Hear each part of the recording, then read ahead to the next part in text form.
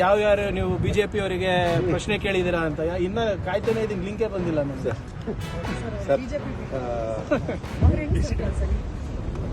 Channel sir ತಾವು soft ಆಗಿಲ್ಲ ಅಂತ ಅನ್ಕೊಂಡಿದ್ದೀವಿ ಸರ್. RSS ವಿಚಾರದಲ್ಲಿ ಪತ್ರವನ್ನು ಬರೆದಿದ್ದೀವಿ, ರಿಪ್ಲೈ ಬಂತು ಸರ್? ಅದು ಬರೋದಿಲ್ಲ ಅಂತ ನಿಮ್ಗೆ ಹೇಳಿದ್ದೀನಲ್ಲ. ಆಮೇಲೆ ನಾನು ಹೇಳಿದ್ದೀನಲ್ಲ, ಕರೆಕ್ಟಾಗೇ ಮಾಡ್ತೀನಿ. ನಾವು ಏನಿದ್ರು ಕೂಡ ಕಾನೂನು ಚೌಕಟ್ಟಿನಲ್ಲೇ ಮಾಡಬೇಕು ಸರ್. ಅವರು ಕಾನೂನು ಚೌಕಟ್ಟಿನ ಹೊರಗಿದ್ದಾರೆ, ಅವ್ರಿಗೆ ಕಾನೂನು ಚೌಕಟ್ಟು ಒಳಗೆ ತರ್ತೀನಿ. ಈಗ ಸರ್ ಈಗ ಎಷ್ಟು 1 ತಿಂಗಳಾಯ್ತಾ ಸರ್? ಜವಾಬ್ದಾರಿ 1.5 ತಿಂಗಳಾಯ್ತು. 1.5 ತಿಂಗಳಲ್ಲಿ ಪಾಪ 100 ವರ್ಷದ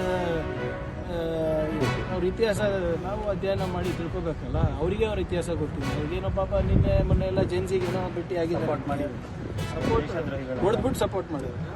ಆಮೇಲೆ ಇವ್ರು ಯಾರು ದೇಶದ್ರೋಹಿ ಸರ್ಟಿಫಿಕೇಟ್ ಕೊಡೋಕ್ಕೆ, ದೇಶಭಕ್ತಿ ಸರ್ಟಿಫಿಕೇಟ್ ಕೊಡೋಕ್ಕೆ ಇವ್ರು ಯಾರು?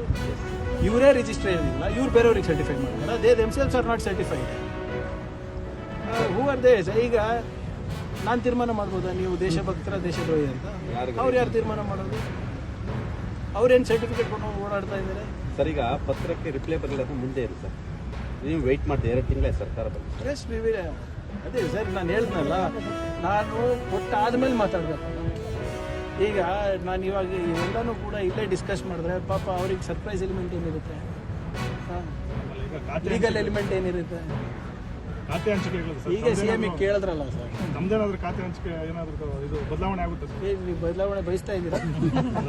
ಇಲ್ಲ, ನೀವೇನಾದ್ರೂ CM ಸಾಹೇಬ್ರಿಗೆ ಹೇಳಿದ್ರೆ ಬದಲಾವಣೆ ಮಾಡ್ತಾರೆ. ಇಲ್ಲಿಂದಲೇ ಆಗ್ಬೇಕು. ನಮ್ಮ ಪಕ್ಷದವರಾಗಲಿ ನಮ್ಮ ಕಾರ್ಯಕರ್ತರಾಗಲಿ ಬದಲಾವಣೆ ಬಯಸ್ತಾ ಇಲ್ಲ ಅಂತ ಅನ್ಕೊಂಡಿದ್ದೀನಿ. ರಾಮಲಿಂಗಾರೆಡ್ಡಿ ಇಲ್ಲ, ಅದು ನನಗೆ ಗೊತ್ತಿಲ್ಲ. ಬಟ್ ನಿಮ್ದೇನು ಬೈಕೆ ಇಲ್ಲ ಅಲ್ಲ?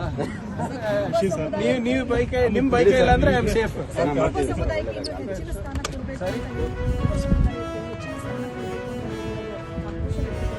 ನೋಡಿ, ಹಿಂದೆ ಎಷ್ಟು ಜನ ಇದ್ರು,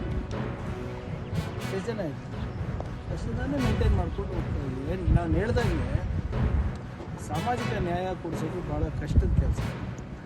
ಎಸ್ಪೆಷಲಿ ನಾವು 135, 140 ಇದ್ದಾಗ ಎಲ್ಲ ಸಮುದಾಯಗಳಿಗೆ ನ್ಯಾಯ ಕೊಡಿಸೋದು, ಪ್ರಾದೇಶಿಕ ನ್ಯಾಯ ಕೊಡಿಸೋದು, ಅನುಭವಕ್ಕೆ ನ್ಯಾಯ ಕೊಡಿಸೋದು, ಯುವ ಉತ್ಸಾಹಕ್ಕೆ ನ್ಯಾಯ ಕೊಡಿಸೋದು ಕಷ್ಟ. ಆದರೂ ಕೂಡ ಪ್ರಾಮಾಣಿಕ ಪ್ರಯತ್ನ ನಮ್ಮ ಹಿರಿಯರಿಂದ ಆಗಿದೆ. ಏನಾದರೂ ನ್ಯೂನತೆಗಳಿದೆ, ಲೋಪಗಳಿದೆ, ಅದನ್ನು ಕೂಡ ತಿದ್ಕೋತೀವಿ. Thank you.